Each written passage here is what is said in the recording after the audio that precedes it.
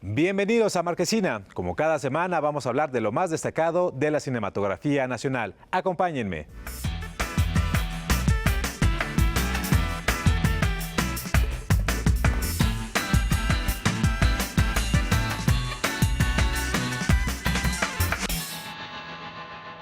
La directora Athina Rachel Tsangari recibió un homenaje en el Festival Internacional de Cine de la UNAM.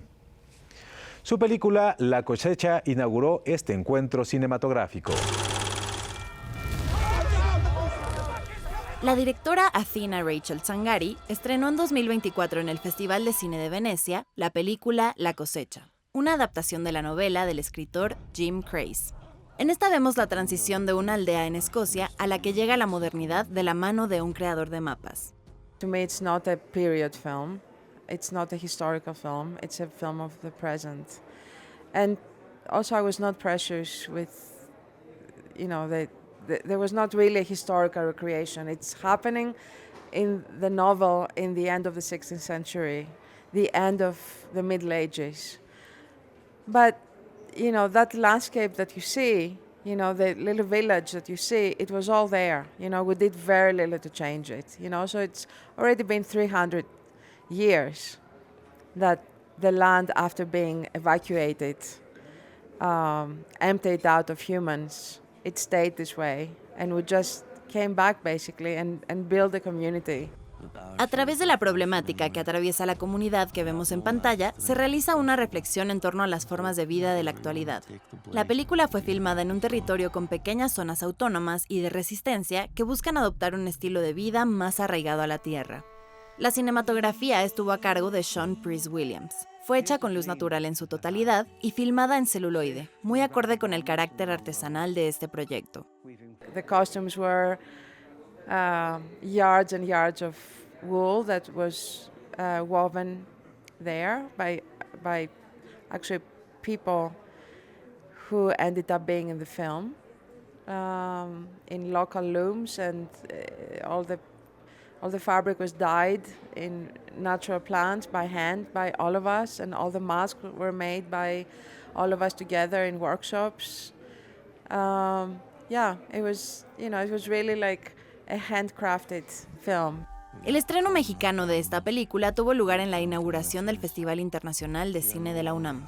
It was very moving to me to present Harvest at FICUNAM as it, in a way, I think it's like the Latin America premiere, especially because I won the Puma de Plata for Best Director with Attenberg in the first year of FICUNAM. So it was, it was incredibly significant for me and for the team.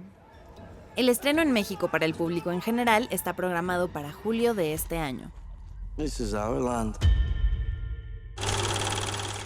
El cine independiente encuentra fuerza lejos de los reflectores habituales. Después de años, la actriz Kate del Castillo viajó a Morelia para el rodaje de la película El viaje de Luciano. El viaje de Luciano es un cortometraje dirigido por Edgar Baena, una historia que apuesta por la empatía y la resiliencia. La filmación se llevó a cabo en Morelia, Michoacán, gracias al apoyo del gobierno municipal, a la Secretaría de Cultura y a la Comisión de Filmaciones de Morelia. Kate del Castillo produce y protagoniza esta historia junto con el actor José Ángel Bichir. Esto sí va a ser en Ciudad de México. Y te digo, a pesar de lo que conlleva traer a todo un equipo, que es muchísima gente, para acá, los costos y todo eso, nos convino más hacerlo. Y entonces eso es lo que se me parece muy importante, que la gente sepa que pueden tener esos incentivos para que sea más fácil venir. El mismo José Luis dijo, ¿no?, que una película que costaba no sé cuánto en México, costaba casi la mitad aquí. Entonces ese tipo de cosas los cineastas lo debemos de saber para poder promover también la ciudad. Proyectos como El viaje de Luciano abren camino a nuevas miradas al cine nacional y demuestran que Morelia también puede ser epicentro de grandes historias. Tenemos ganas de fomentar también que crezca la cultura del cortometraje, que es muy lindo y nadie los pela, ¿me entiendes? Claro, porque como no se comercializa, entonces no mucha gente les da bola y no mucha gente entiende bien lo que es el corto. Pero a mí me parece una manera maravillosa de expresión,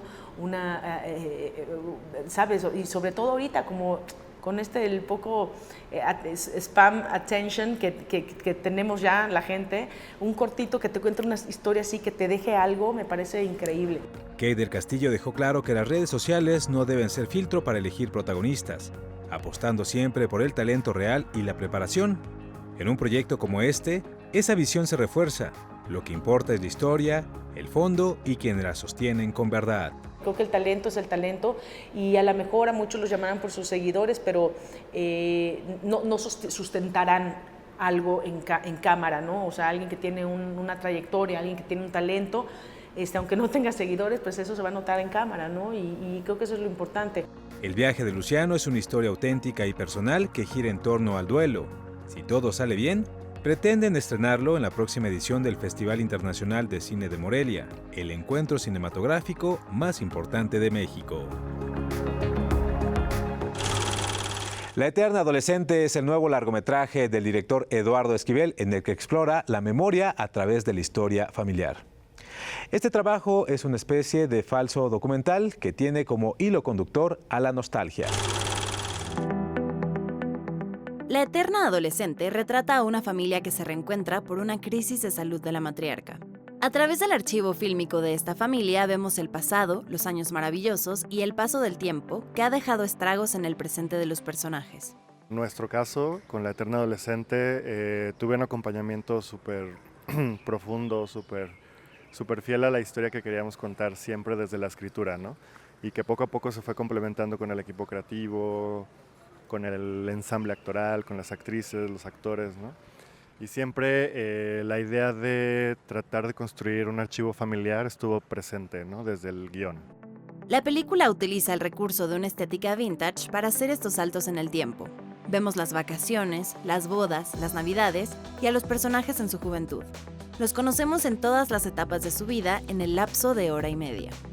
El elenco, conformado por talentos como Emma Deep y Teresa Sánchez, aporta una veracidad a la historia que podría hacer sentir a cualquiera que se encuentra en su propia reunión familiar. Lalo y yo platicamos mucho tiempo atrás sobre la película, incluso creo que en algún tratamiento anterior, y pues tiene mucho que ver con el universo de él, pero la familia es un tema universal. O sea, nos toca por todos lados, ¿no? Todos hemos tenido, bueno, no sé si todos hemos tenido hermanos o hermanas, pero sí hemos tenido madre y padre y hemos tenido en la vida relaciones parecidas a una hermandad, ¿no? Con los amigos, en fin. La ópera prima del director Eduardo Esquivel, La eterna adolescente, tuvo su estreno mundial en FICUNAM. Estar en FICUNAM también logra, ¿no?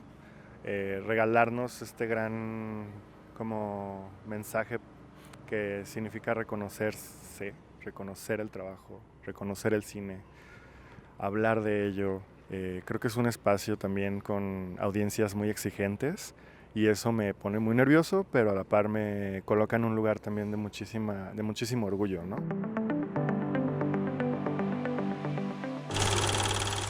Sin duda, la programación de FICUNAM y su sección Ahora México ofrecen siempre películas de gran calidad. Nosotros regresamos en un instante. Ya estamos de vuelta y nos sentimos muy emocionados porque esta semana en Marquesina nos acompaña Horacio Alcalá, que en el próximo Festival Internacional de Cine en Guadalajara va a estrenar su próxima película, Sobre las olas. Horacio, ¿cómo estás? Muy bien, muy contento. Muchas gracias por el espacio. En la edición 39 justamente estábamos hablando ya de esta película, nos contabas un poquito de esta historia filmada casi completamente en el lago de Chapala, muy cerquita ahí. Mira, el 90% de la película está filmada entre los ranchos de los Altos de Jalisco y el lago de Chapala. Solamente hay 4 escenas muy pequeñitas, en blanco y negro, en Madrid, en sitios icónicos como la Filmoteca Nacional. En realidad es un proyecto muy jalisciense, el 80% de los técnicos son de Jalisco y estamos justo en la sección Hecho en Jalisco y Premio Maguey. Tienes una actriz que nos encanta su trabajo, que es Ángeles Cruz, que interpreta a una madre que prácticamente pues pone en juego la vida, ¿no? Y su propia dignidad, su propia credibilidad. Cuéntanos un poquito de qué se trata Sobre las olas. Mira, todo comenzó en Finlandia cuando trabajé con Ángeles Cruz. Ella tenía un papel muy pequeño, hacía también de madre y decidí que quería seguir trabajando con ella. unos meses después tuve una pesadilla, que es el final de la película, se lo conté, y ella empezó a hacer el guión. Es un guión de Ángeles Cruz. Para mí la película siempre ha estado pensada para ella, para ese personaje, y la historia gira en torno a ese personaje. Es una madre muy buena, pero en el momento en que le llega el poder, la fama, el dinero, pues todo se va a la... Es en realidad una historia sobre la fragilidad humana y de esa oscuridad que no sabemos hasta dónde puede llegar. Esta madre que cuida mucho a sus hijos y que es lo que más le importa, uno de sus hijos, porque el otro no le importa tanto, ¿sabes? Ella tiene su favorito. En el momento en que llega dinero, se olvida de su hijo, de su esposo, de toda la comunidad. Deja al esposo ahí abandonado, sin comer, tal. Y cuando hablaba con Ángeles sobre el personaje, queríamos que los personajes fuesen muy reales. Incluso ella me decía, es que Horacio, yo haría eso. Si a mí me llega el dinero y el poder, yo haría lo que hace esta madre. Así es una mujer que tiene una familia en la que todo el tiempo les ha faltado los recursos. Deben dinero prácticamente en todos lados. Y como dices, de pronto por un golpe de suerte aparece. Pero más allá de eso, esta película tiene diferentes lecturas, ¿no? Por ahí tiene ensoñaciones y tiene otra parte que no sabe si es realidad, si es sueño, si son recuerdos. ¿Cómo se cuenta esta historia? Lo primero es que la película es atemporal. No decimos cuándo pasan los hechos. Una historia comienza en una isla inventada. Nunca decimos que es en México. Decimos que es un sitio entre la península ibérica y Chile. Total. Ahí empieza una historia. La otra historia empieza en España. Una de las dos historias es de verdad y la otra es inventada. Pero no soy yo como director el que decide cuál, sino que es el público que decide cuál de las dos historias es la verdadera y cuál de las otras es una ensoñación. Por supuesto que hay un personaje, una chamana, interpretado por Alejandra Herrera, que nos lleva a todas estas ensoñaciones a través de una pócima y terminan haciendo una toma de ayahuasca comunitaria en una iglesia. Y a partir de esto, para ella, esto significa devolver la visión o despertar de esa comunidad, después de haber pasado por este terremoto que es el dinero. Oye, y la película participa en varias secciones del Festival de Guadalajara, por supuesto, una de ellas es Hecho en Jalisco, una película jalisciense. Es una película jalisciense, yo soy de los Altos de Jalisco, la mitad del talento es español, la otra mitad es de México. Está Constanza Andrade, que es de Guadalajara, la mayoría del crew es de Guadalajara, casi todos los servicios se han hecho ahí, y por supuesto está rodado pues en el rancho de mis padres. El caballo que sale es de un amigo, el carro de los años 60 nos lo dejó otro amigo, etcétera. Entonces ha sido también una película donde yo he tenido la oportunidad de colaborar con mi región y donde ellos aportan mucho, desde el Cast Rebate de Filma Jalisco, que nos ha ayudado. Bueno, también tenemos a Estudios Churubusco en la postproducción, pero siento que es una película en la que no solamente estoy yo los actores, sino toda la comunidad. Oye, esta es tu segunda película en la que de alguna forma conectas a México con otros países. En Finlandia, la película no se trata sobre Finlandia, sino se desarrolla principalmente en Oaxaca y en Europa y habla sobre el textil mexicano, ¿no? Y otras cosas que hay alrededor de la película. Pero aquí otra vez nuevamente se desarrolla entre México y España, ¿no? Un poco por qué decides un poco hacer esas conexiones. Al final yo vivo en España, aunque soy de Jalisco, pero me paso el tiempo en el océano, en los vuelos, yendo y viniendo. Y siempre he tenido ese gusanito de conectar las dos culturas. Por supuesto, yo nunca hago un juicio de si la situación histórica es la mejor o no.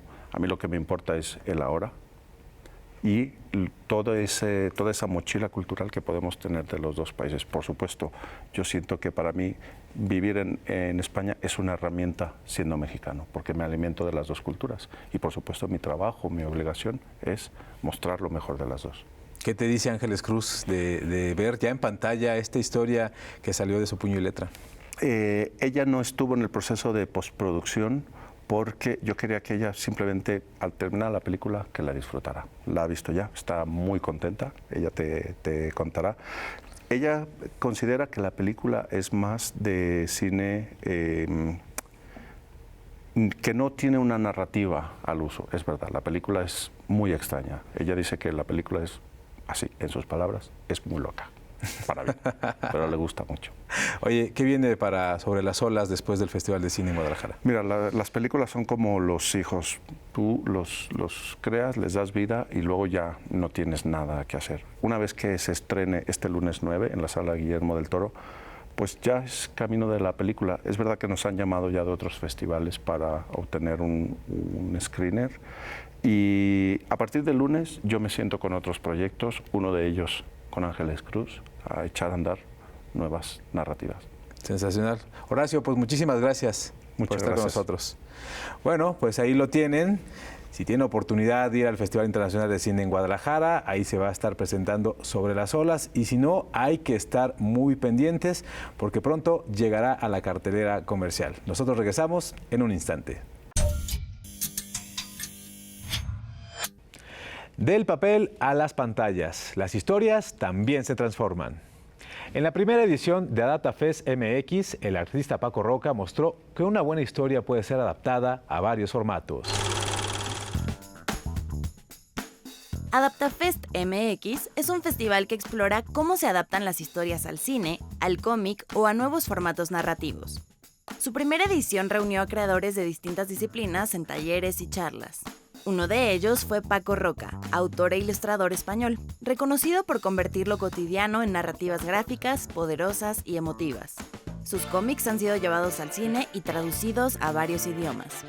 Cuando yo empezaba no había muchos referentes en este sentido, ¿no? O sea, los pocos cómics que se podían adaptar al cine eran los superhéroes, eran determinados personajes o historias con personajes muy icónicos, ¿no? Y jamás hubiese pensado que se adaptaría nunca ninguno de mis cómics, ¿no? Y llevamos, no sé si 4 o 5 adaptaciones ya de algunos de ellos.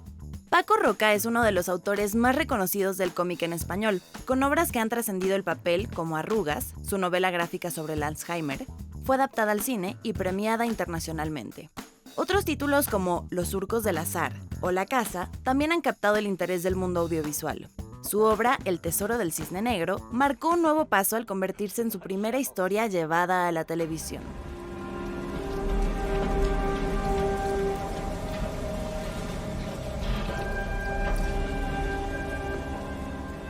La adaptación que hizo Alejandro Amenábar a serie de televisión sobre El tesoro del cisne negro, ¿no? O sea, convertir, claro, yo estaba acostumbrado a esa traducción que parece más sencilla, ¿no? Del dibujo a la animación, pero del dibujo a la imagen real, la verdad es que es algo que no, digamos que no estaba acostumbrado, ¿no? Y la primera vez que la vi fue con esta serie de Alejandro Amenábar, ¿no? Y es muy curioso ver planos que has usado, ¿no? Viñetas del cómic, verlas convertidas en planos con actores reales.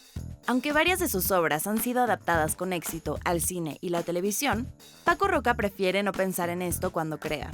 Fiel defensor del lenguaje del cómic, cree en su capacidad única para contar historias y en la libertad narrativa que ofrece el papel.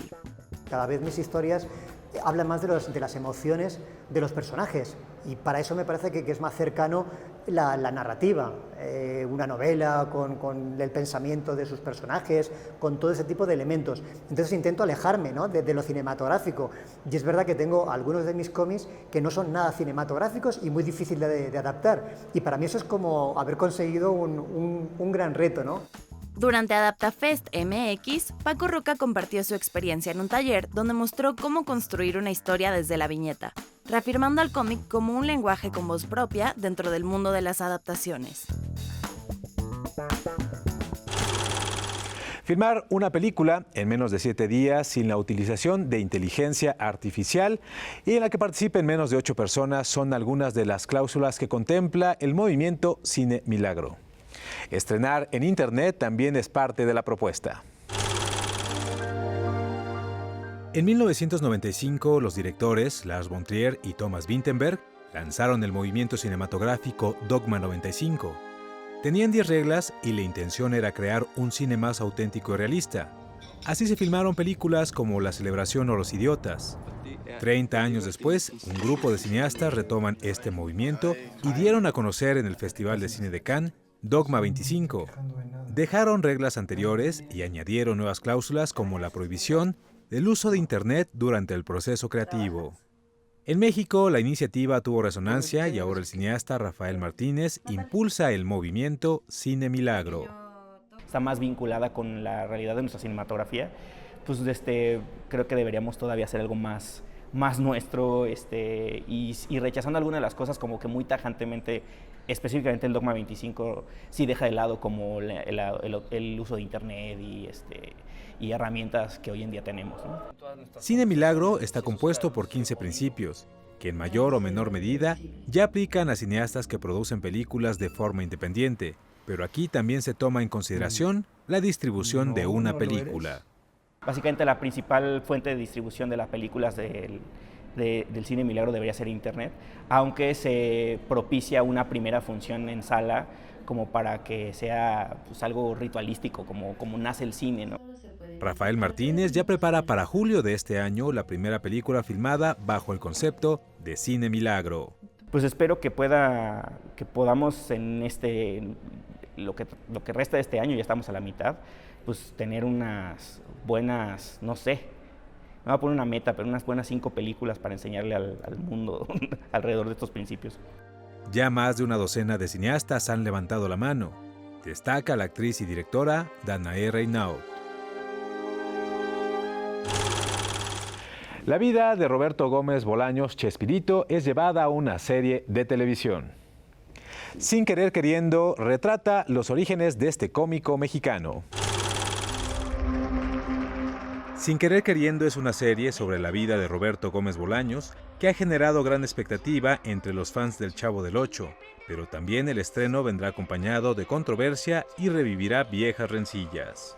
Es tratar de llevarle a la gente cosas que no conoce de él, revelarle cosas y el por qué acabó y llegó a ser lo que hizo, ¿no? Estos personajes y tal. Ese es como el pretexto fundamental, tratar de hacerle justicia y, como decía hace rato, ¿no?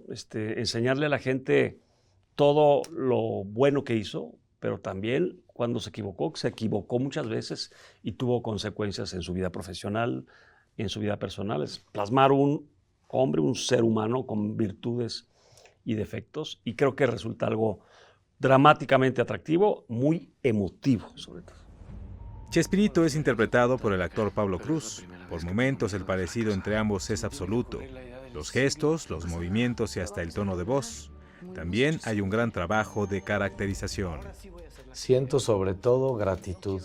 Siento gratitud ante la vida, ante la gente que me ha rodeado en mi carrera, porque gracias a todo lo que he vivido, he llegado a este lugar. Y obviamente sé la responsabilidad, sé la magnitud y el tamaño de proyecto que traemos. Sin embargo, respecto a las rencillas, como decías hace rato, y la controversia, te soy sincero, a título personal me tiene sin cuidado. El casting tenía que ser muy preciso. La gente está enamorada de los personajes. Andrea Noli interpreta a Angelina Fernández y Miguel Islas da vida a Ramón Valdés. Una parodia de superhéroe. ¡El Chapulín Colorado! No contabas con mi astucia. Esto no es para niños y le va a gustar a toda la familia. El Chavo del Ocho. El punto es que no vamos a contratar a ningún niño. Como actor, te causa mucha emoción muchos personajes, pero en este caso que crecimos con Chespirito, en lo particular con La Bruja, que me encantaba y demás, la ilusión, el privilegio, el honor, ya abordarlo, nos fueron llevando de la mano prácticamente. ¿Cómo se llamaba la actriz que estaba en tu foro el otro día? Luego vi que usted tiene todo lo que necesito. Me parece que esto puede ser el inicio de una larga amistad. No fue nada sencillo llegar al personaje, fueron muchísimas pruebas. Yo creo que es de los castings más grandes que se ha hecho en México en cuanto a series y películas. Un casting muy complejo, encontrar estos 8 personajes que eran la vecindad del Chavo. Y en mi caso, ser Ramón Valdés, de verdad es un honor, una alegría que me voy a morir con esta alegría. Edgar Vivar tiene una pequeña participación en la serie. Ya veremos la reacción de Carlos Villagrán, María Antonieta de las Nieves y Florinda Mesa.